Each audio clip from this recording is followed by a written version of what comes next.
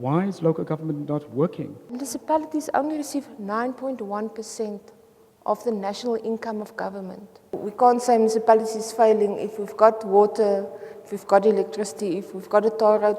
Pothole here and there, I admit, but it's there. We saw a decline, of ANC support, for example, in rural areas. We would like to explain it as apathy. Actually, it was not apathy. It was people making a conscious choice. They registered, and they made a conscious choice that they were not going to vote for the ANC. I think that these local government elections are, in fact, going to show quite a few surprises for us. How should we read what looks like a new rise in social mobilization? We're not just seeing an upsurge now. We've been seeing it for nigh on 10 years now.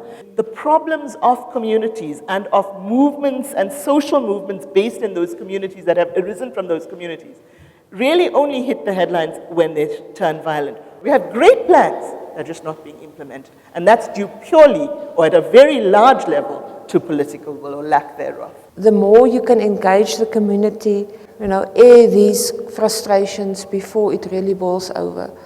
And we see that where you've got more interaction with your community by the municipality, you've got a substantial less amount of protest.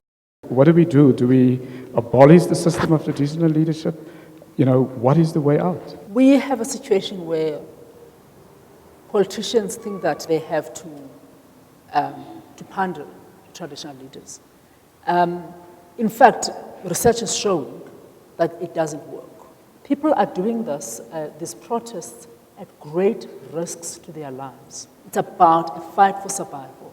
It is also about a claim that rural-based citizens are making to say that this duality, this dual system, actually does not work for us. Individual councillors, there are a lot of individual councillors in rural South Africa who work very hard, who cover a lot of distances because they live in those communities. We need to get around the table with traditional leaders to explain we're not taking your rights away in terms of land allocation and those measures. It's about land use management.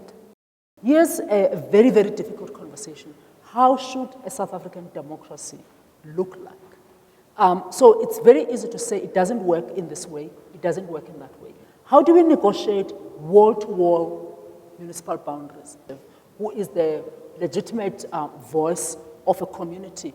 Perhaps there isn't one, there can never be one. And I think part of learning to live with our untidiness is to actually live, is to learn to differ and to differ very strongly without necessarily being violent.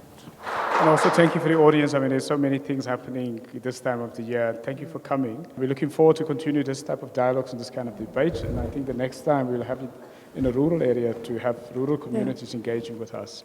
And we see you next year and hopefully during a very contested local government elections.